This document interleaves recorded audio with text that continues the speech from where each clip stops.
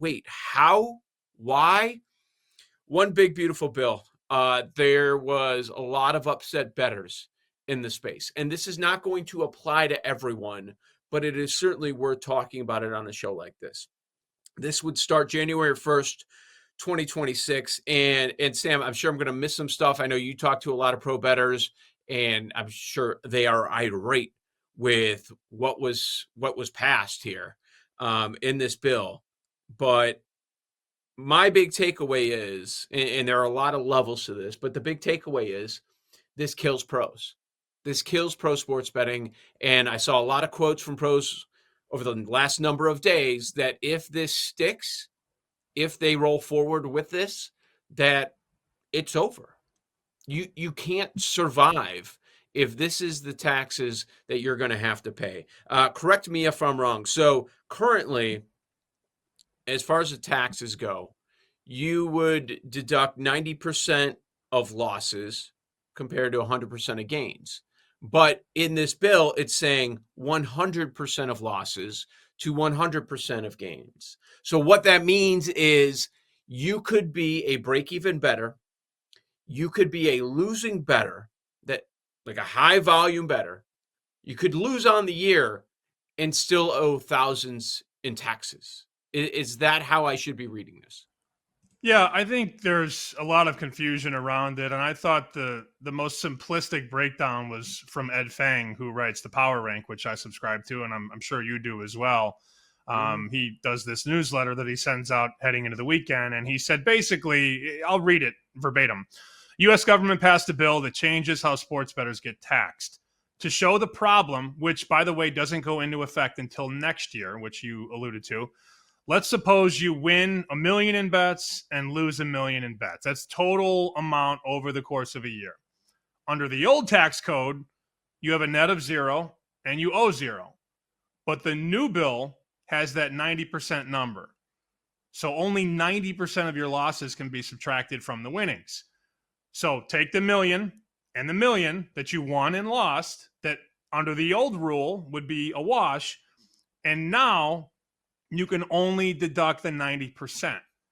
So technically, you would owe taxes on $100,000 starting 2026. So even though you didn't lose anything in terms of dollars and cents, you would owe 10% of that million just because of the new rule on deductions. And people are up in arms, and they should be. It also doesn't just affect the sharp guys. Although as I sort of joked earlier on the show, the sharp guys took every advantage to tell you how sharp they are and then complain about not paying the taxes, which a lot of guys, let's be real, haven't really done in totality for a long time. Thank you. I wanted to bring that up. Like, how we know so many bettors. How many of those bettors are being upfront and honest about everything that they're winning and everything that they're losing as far as taxes? Like, how many of them are paying taxes on sports betting? A lot of people don't pay the amount of taxes they should pay. Let's just put it that way. Now, I'm not blanketing every respected bettor, but there are a lot of guys that fudge the numbers. But this is something that, if it is executed and if it actually comes to fruition, which is a different story, you're going to see a lot of people be very, very upset, and understandably so. I'm not for this language in the bill at all. I don't think it's good for the business at all. And you also think about this: the money from, let's just call them sharps, I guess, that helps bottom lines, that helps revenue, that helps the overhead, it helps all that, because without the big 5 and 6 figure bets, your handles aren't as great. So then the casinos are in trouble. And I was actually a little surprised that a lot of the operators didn't speak up about this, but it certainly affects the players more. Now, Dina Titus is a U.S. rep from Nevada. She's in Congress. And she today is introducing language that is going to try and reverse the anti-gaming tax. We'll see. I have a feeling eventually you're going to get enough lobbyists and enough politicians and enough people like that to find a middle ground, because that is BS. it is hard enough to win at this racket. And we've seen the numbers over the years. There's a percentage between 1 and 2. Those are people that actually make a living on sports betting. Between 1 and 2% of everybody who bets. That's how small it is in terms of the people that do this on a winning level 365 every day of the year, or at least close to it. This doesn't really affect a lot of the gamblers, especially the people that are parlaying $5 a pop here, $5 a pop there.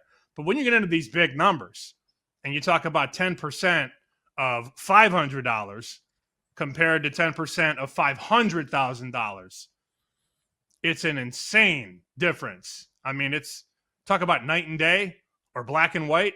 It couldn't be any more different from the little gambler to the big gambler. And that's why the big gamblers are the ones that are voicing the most concern, because 10% hits them a lot more than it hits people that are betting 5-10 a game. So over the last number of weeks, we talked about Illinois and how certain sports books are going to have to pay a lot. They're going to be taxed per bet, right?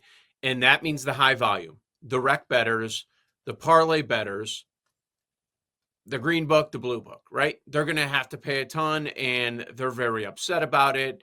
And is that passed down to the customer, to the bettors? We're going to see how they handle that long term. And now the other side is getting hit. Now the sports books that cater to the pro bettors, that want the sharp money, now they're going to get hit. Those same sports books that President Trump was walking around in recently and taking a lot of pictures in not that long ago. So you mentioned that you're surprised that we haven't heard from operators. I think we will soon. But I also think you're right that this will get reversed. There's enough time. We've got about a half a year to get this right. And there's going to be enough displeasure being voiced right now, and it's going to continue to happen. I do think it gets reversed. Maybe I end up being wrong. But it's interesting that whatever kind of operator you are as a sports book, they're getting hit. And in the end, this is going to be another case where people are talking about it. I don't know if it's reality or if it's some sort of a threat. This is why the illegal market, the black market, the offshore market thrives and will continue to thrive. People don't want to talk about it, but this country, these lawmakers are finding ways to make sure that they operate, even though that is not their intent, but they're having a lot of success, whether people want to talk about it or not. The illegal market is here because they keep making these stupid decisions. I think we would all agree here, especially on this network, that a place like BetMGM is a great place to wager. But let's not be fools, and let's not mislead people and act like the legal market is the only way that people get down. It's just not. How many guys do we know that deal in cash, that deal in these online payments? Wait till the feds start coming for your PayPals and your Venmos. Wait till that happens. I mean, that's, think about all the money. Yeah, I know, but I mean, it's going to happen even more. And I think you have to pay attention to the domino rally, or the dominoes falling, however you want to shape it. We had the Illinois tax, where players are going to have to pay essentially a cover fee to bet, every bet. Then you had, at the end of June, you had the New Jersey nonsense, where they put out language, like here's a snippet of the language in the New Jersey bill. Any bet that is purposely or knowingly made with inside information not available to the general public will not be considered a winning wager. Like, what? So now you can't bet with intel? And they're saying that groups can't bet. And if you're going to bet with a group or bet with somebody else, that's illegal now. I mean, the New Jersey stuff is way worse than Illinois, because now they have the sword and they can just go ahead and say, well, he only bet that because he knew about it. And they can't prove that you knew about it. How's New Jersey going to prove that you knew the quarterback was hurt ahead of time? But if there's an influx of money from sharp accounts on a certain side and that side ends up winning, they're going to say, oh, well, they all knew about it. We're not paying out.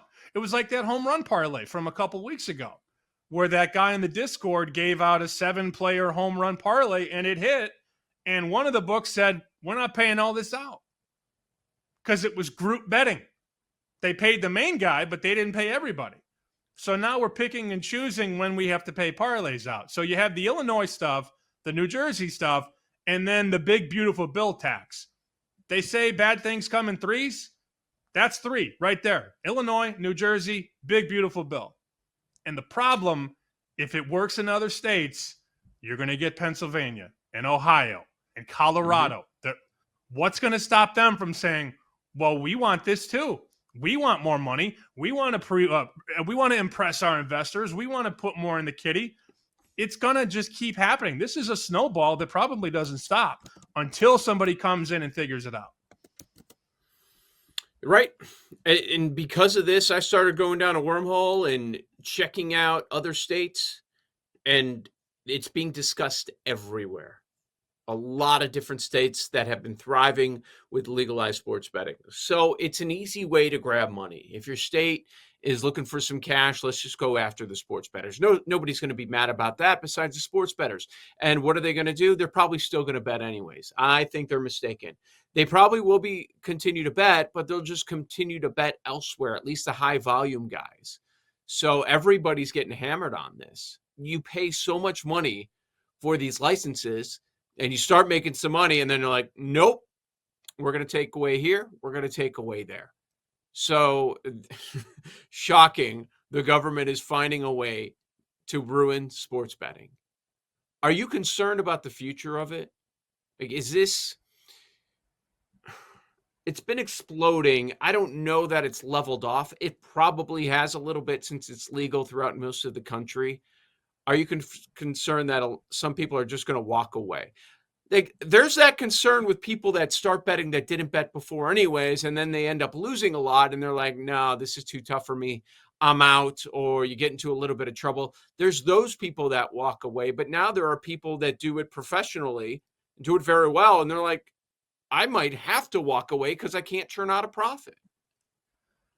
I'd be concerned if I was in Illinois or New Jersey right now, no doubt, considering you now have to pay, cover taxes, or your wins that you work so hard for might not count because of whatever the books want to say.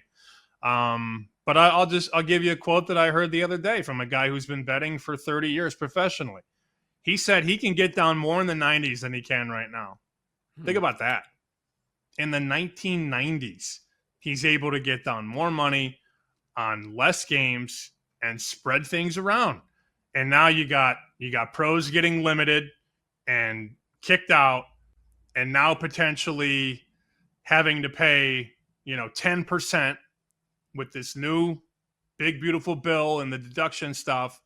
So they are just trying to take all of the success out of the hands of people that do it well. So there's that on top of, let's tax the rec bettors. Let's charge them 50 cents to make a parlay now. So you're going after the big guns, and now you're going after the little guys. And you're going to wonder why people are going to leave these books and go back to their corner bookies and go to the delis and go offshore. This is the government's fault if this continues. It's not our fault. It's not the players' fault. This is big business and big government again.